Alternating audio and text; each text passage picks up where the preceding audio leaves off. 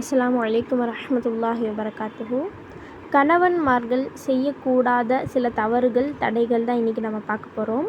முதலாவது, தீய குணமுடைய ஒரு பெண் திருந்திட்டாங்க, சரிங்களா? திருந்திட்ட பிறகும் அவரை என்ன பண்ணுறது, நீ இதை செஞ்ச, நீ இப்படி செஞ்ச, இந்த காரியங்கள் எல்லாம் உன்னால தான் ஆச்சு அப்படிங்கிற மாதிரி அந்த பெண்ணை குத்தி காமிக்கிறது ஒரு கணவன் செய்யக்கூடாத விஷயமா இருக்குது.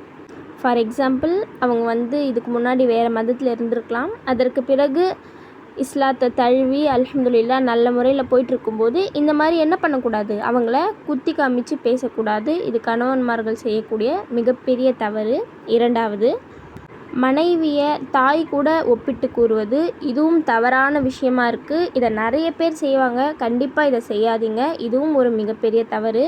மூன்றாவது, மனைவியினுடைய விருப்பம் இல்லாமல் மஹரை பெற்றுக்கொள்வது, அது முழு மஹராக இருந்தாலும் சரி, இல்லை அதுலேருந்து ஒரு பகுதியை எடுத்துக்கிட்டாலும் சரி, இதுவும் தவறான விஷயமாக இருக்குது.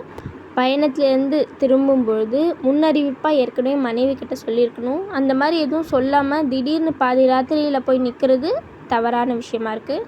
இன்ஷா அல்லாஹ் இந்த மாதிரி சின்ன சின்ன விஷயங்களையும் நம்ம லைஃப்பில் சேஞ்ச் பண்ணிக்கிட்டோம் அப்படின்னா நம்ம லைஃப் ரொம்ப ஹாப்பியாக இருக்கும். அல்ஹம்துலில்லாஹ். அஸ்ஸலாமு அலைக்கும் வரஹ்மத்துல்லாஹி வபரகாத்துஹு.